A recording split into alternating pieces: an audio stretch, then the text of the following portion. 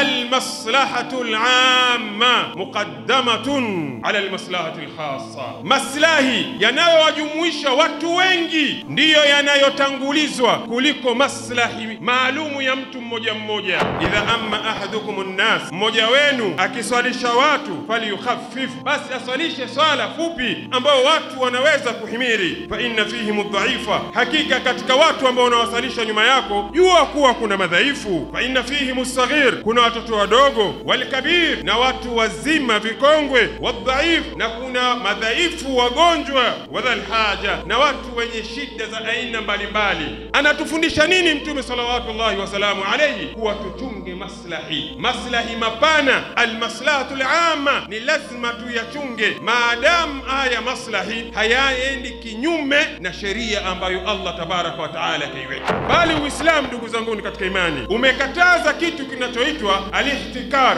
Alihtikar ni haram. Alihtikar ni mtu kuwa na chakula kingi alafu akakibana kile chakula, asikiuze kile chakula ili mradi watu wapate tabu sana. Baada ya hapo akija kukitoa akiuze kwa thamani ya juu. La yahtakiru illa khati'un, hakuna mtu anafanya hii biashara, huu muamala wa ihtikar ya kuzuia chakula isipokuwa mtu huyo atakuwa kwenye makosa na ni katika madhambi makubwa. Kwa nini imekatazwa alihtikar? Kuchunga almaslahatul amma, kuchunga maslahi ya watu, taqdimu almaslahatil amma ala almaslahatil khassa. Na huu ndio Uislamu, ndugu zangu katika imani. Lazima tuyachunge, tuache maslahi binafsi, tuache al-ananiya, tuache hubbu dhat, ubinafsi, kujipendelea, kutaka mimi niwe mimi. Kwa nini sikuwa mimi? Kwa nini awe huyu? Kwa nini limepitia kwa huyu? Kwa nini alikupitia kwa huku? Tuache hii ndiyo sababu ya mambo mengi kuharibika. Almutaaddi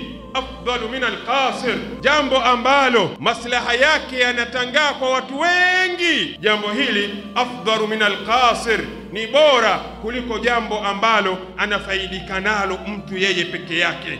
Na ndiyo Imam Shafi'i rahimahullah katika kutabikisha kaida hii akasema kuwa talabul ilmi afdal min salati nafila, kutafuta elimu hii ya kisheria ni bora kuliko swala ya sunna anaisali mtu. Swala ya sunna unaiswali, almaslah alqasira, ni maslahi yatabakia kwako wewe, lakini ukitafuta elimu ya kisheria wewe mwenyewe utasali ala ilmin, utalingania watu. Maslahi ni mapana. Almaslahatul amma muqaddamatun ala almaslahatil khassa. Na hivi ndivyo alivyokuwa wema waliotangulia. Na Uislamu umetupika tuangalie, wewe uangalie zaidi jamii kuliko maslahi yako binafsi. Ni kweli unaweza kudharaulika, ni kweli unaweza kuumia, ni kweli unaweza usishirikishwe, ni kweli, lakini angalia almaslahatul amma. Usiwe ni sababu ya kuacha almaslahatul amma kwa maslahi yako binafsi. La yu'minu ahadukum hatta yuhibba li akhihi ma yuhibbu li nafsihi, haamini mmoja wenu mpaka apendelee kwa ndugu yake yale anayoyapendelea katika nafsi yake. Ni nini? Uislamu unatupika tusiwe tuna al-ananiya, tusiwe tuna ubinafsi, tusiwe tuna hubbu dhati. Mtu anataka yeye awe yeye, asipopata kile anachotaka katika maslahi anaona nafuu almaslahatul amma yaharibike, ili mradi almaslahatul khassa yeye hajapata.